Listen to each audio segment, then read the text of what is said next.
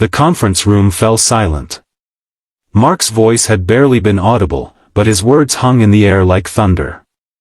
Across the table, Catherine's expression shifted from confusion to understanding, her pen frozen mid-note. The tension between them was palpable, electric, dangerous. Hey everyone, welcome back to the channel. If you're new here, I share stories that explore the complex emotions and difficult choices we face in life. Today's story is one that truly moved me, and I think it will resonate with many of you too. If it does, please hit that like button and subscribe to join our community of storytellers and listeners. Now, let's dive into this powerful story of sacrifice, boundaries, and unexpected connection. Mark Sullivan never imagined his life would come to this moment.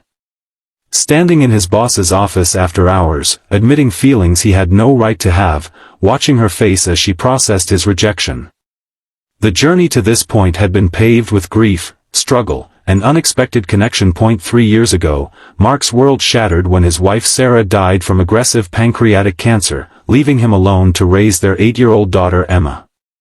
The marketing firm where he worked had been understanding initially, but compassion rarely survives corporate restructuring. Catherine Reynolds arrived as the new department head 11 months after Sarah's passing.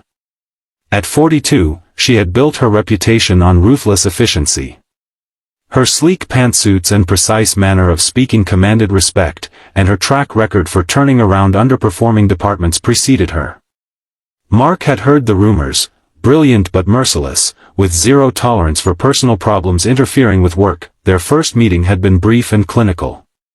Catherine reviewed his file, noted his declining performance metrics, and set clear expectations for improvement. No mention was made of his personal circumstances, and Mark didn't volunteer the information. He needed this job, the health insurance, the stability, the routine it provided for Emma. So he nodded, promised to do better, and returned to his desk with dread settling in his stomach. For weeks, Mark pushed himself beyond breaking point to meet Catherine's standards. He stayed up after Emma went to bed, preparing presentations and catching up on emails. He called in favors for extended childcare. He missed Emma's soccer game to finish a client proposal. Each sacrifice felt like another betrayal of his promise to Sarah that their daughter would always come first. Emma noticed the changes. "You look tired, Daddy," she said one morning over cereal, her small face serious beneath her unruly brown curls, so like her mother's. "Are you sick like Mommy was?" The innocent question nearly broke him. "No, sweetheart," he'd assured her, pulling her into a tight hug. "Daddy's just busy with work. I'm not going anywhere." But the pace was unsustainable. The breaking point came during an important client meeting when the school nurse called about Emma's high fever. Mark faltered mid-presentation, aware of Catherine's sharp gaze from the end of the conference table. He finished hastily, then slipped her a note explaining he had a family emergency. Her slight frown and curt nod sent a chill through him, but Emma needed him. The following morning, Catherine summoned him to her office.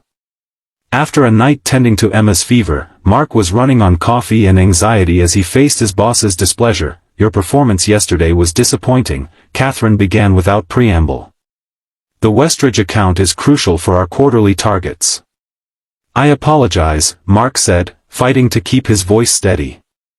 "My daughter was ill. We all have personal responsibilities, Mark," Catherine interrupted. "But when you're at work, your focus needs to be here. I've noticed a pattern of early departures and distracted performance."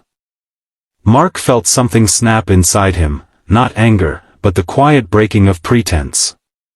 "My wife died last year," he said simply. "I'm raising our daughter alone. I'm doing my best to balance everything, but sometimes that's not possible." Catherine's expression hadn't changed, but something flickered in her eyes. "I'm sorry for your loss," she said after a moment, her tone softening slightly. "But this is a competitive industry. We need people who can deliver consistently." 2 weeks later, after Emma's school called about a possible sprained wrist during another important meeting, Mark knew something had to change. The next day, he requested a meeting with Catherine after hours. The office was quiet as most employees had left for the day. Catherine sat behind her desk, reviewing reports, her dark hair pulled back in its usual immaculate bun. She looked up when Mark knocked, gesturing for him to take a seat. "I appreciate you making time," Mark began. "I've been trying to perform at the level you expect while being everything my daughter needs. I'm failing at both. I miss deadlines because Emma has nightmares about her mother dying. I miss her school events because I'm trying to finish projects. Neither of you is getting my best." Catherine's expression remained neutral. "What are you proposing?" "I'd like to request a modified schedule, perhaps 4 days in office and 1 day remote. I can make up hours in the evenings after Emma's asleep."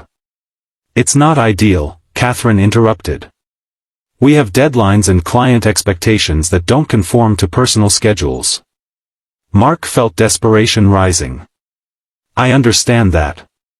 But I'm a good marketer. Before Sarah got sick, I brought in major accounts. I can still deliver quality work, just differently." Catherine studied him for a long moment. "The company policy doesn't typically allow for such arrangements." Mark nodded, his heart sinking. "Then I may need to consider other options. My daughter has to come first." The silence stretched between them. Mark noticed for the first time how tired Catherine looked beneath her professional veneer. "I had a brother," Catherine said suddenly, her voice different, softer, less clipped. "He died when I was 12. Cancer, like your wife." She paused, looking past Mark to the darkening window. "My parents were present physically, but absent in every way that mattered. They were so consumed by grief and work that they forgot they still had a child who needed them." Mark remained silent, sensing she rarely shared this part of herself. "I built my career by compartmentalizing," she continued. "Work is work. Personal is personal. It's been effective, but perhaps not always human."